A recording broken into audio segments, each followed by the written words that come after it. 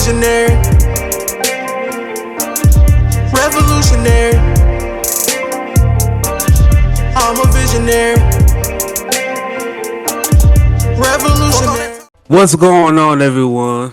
Thank you for tuning in to another episode of the DNB Podcast. I'm your host, Emilio Salamander, and I'm here with my tremendous, stupendous, marvelous co-host, KB the Mark. Cause I'm a fucking mark for this shit. Man, how you doing today, man? You know what, Salamander? Kenny Omega and Will Ospreay had a 6-star banger at Wrestle Kingdom. Mercedes Moné has reappeared after walking out of the company. And AEW felt like it was the first episode of AEW. Hey, I'm feeling fantastic. With half of the wrestling shows already premiering their first show of the year. And then on top of that, we got returns and debuts that happened so far in this first week of wrestling. The only thing that we are missing is Friday Night SmackDown. But so far, Raw, NXT, and Dynamite. Who put on the best show of the year so far? The first show. For now, I'm gonna say Dynamite. NXT was very good. Monday Night Raw was very good. But I'm gonna have to go Dynamite. You know, Raw was good until it got to that Becky Lynch shit. Cause I was saying while I was watching it, I was thinking, I'm like, Raw will be I'm like, so far the show is good. You know, we had the Usos, the Bloodline take over. And then on top of that, it's like then we open up the fucking show with Bianca Belair versus Alexa Bliss. And then we got the finish that we got. It seems like Alexa is really next week we should get more. But I think we're gonna get the full reveal of the Wyatt 6 at the Royal Rumble. I think that's the reason why it's gonna be a lights out match. Because they're gonna pop up in the fucking crowd or some shit. I don't know. I got a weird prediction for that, but I think in the next upcoming weeks, it's gonna start like showing her attention's gonna be. She gonna turn back to what she was before, basically. Then it jumped into the Bloodline matches. You know, Solo Sikoa versus Elias. We knew who was gonna win that. And then the rest of the Bloodline versus who was it? Street Profits and Kevin Owens. That was a decent. Both of them was a decent match. They both was good and entertaining and everything too. I would say at first because I was thinking because at first I had a problem with that. At first, you know, I was like, why the fuck? Because Montez Ford, how he was just sitting there in a daze and shit like that. I was like, all right, first of all, because y'all was the main one speaking up backstage. So it was like, now y'all out here, why are you doing that? Then I didn't remember that hostile shit was the first thing that took over the show.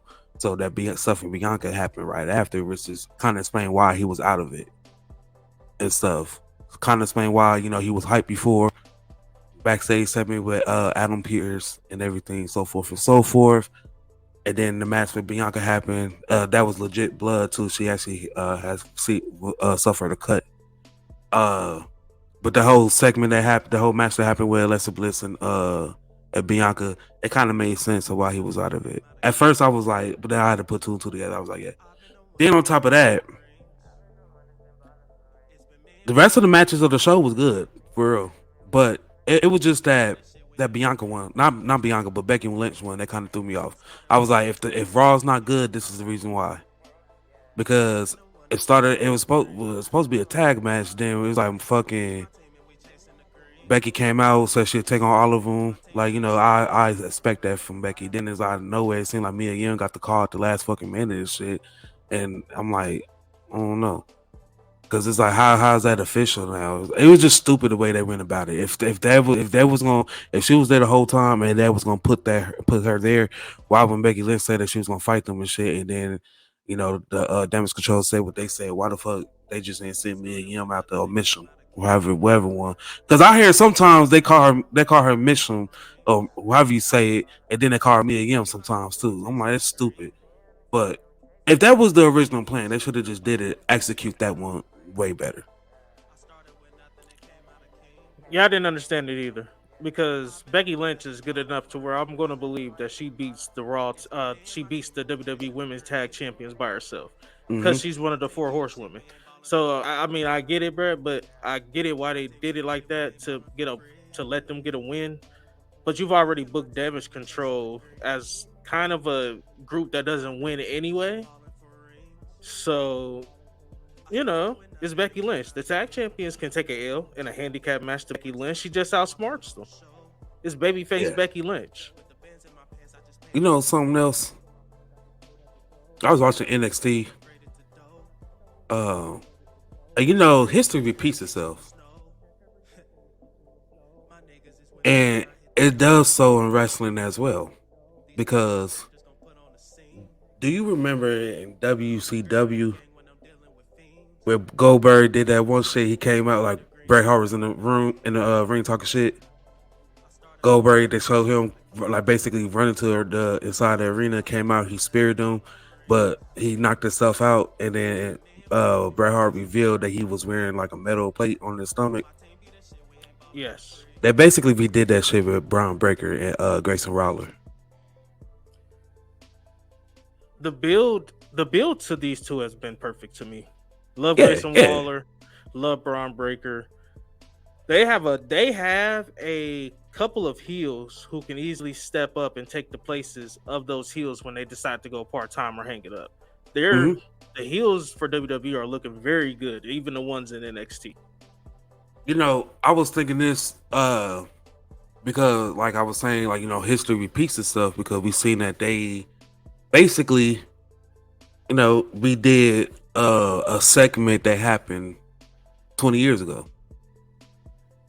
And I would say since it seemed like stables is something that they shooting for in WWE in a way, there's time for evolution, a new one.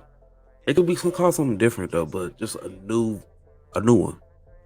We need a legend that's basically like a Randy Orton, but not Randy Orton being a part of too many factions and shit. But we just need somebody that's got 20 not 20 belts, but 20 years under their belt in WWE to be that Ric Flair role that accomplished a lot. Don't really need to do anything else, but we just here to mentor.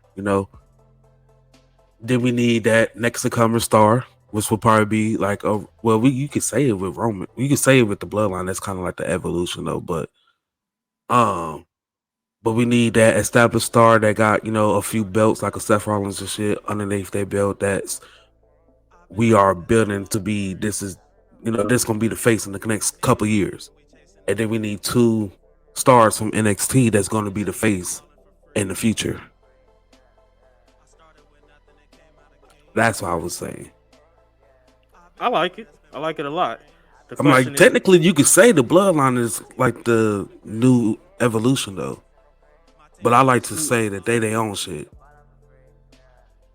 yeah, my Because question, Evolution was really just some random people get that was really put together. It was really Ric Flair, Triple H. Triple H really looked up to Ric Flair and shit. So it was like that was it was just basically just a bunch of random people that really came together for real. And that's why I really feel like we need something like that for it to really work. Like they could have did it with the Brawling Brutes or whatever, but all these stables that they got, even the fucking Judgment Day, it can happen because you got Finn Balor, he got history, national star, first ever Universal Champion, multi-time Intercontinental Champion. So You know, he could either be in the role of I would say he would be in the role of Triple H if they do decide to do it with that group. And then Damian Priest and Dom could be the Batista, Roman Batista, and Randy Orton, and then we just need not Liv, but Rhea is there, but we need another one who's if they never did what they did to Edge, and Edge was there and Fan joined, that would be the perfect fucking group to do it to. Because Edge, he's at the point where he don't need no more titles in his career, right?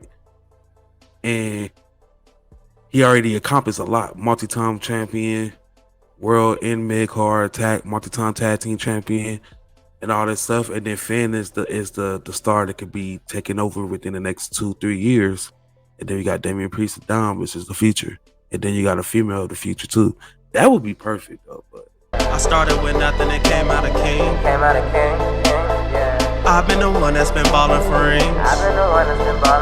It's been me and my team and we chasing the green. My team be the shit, we ain't ballin' for free. My team be the shit, we ain't ballin' for free.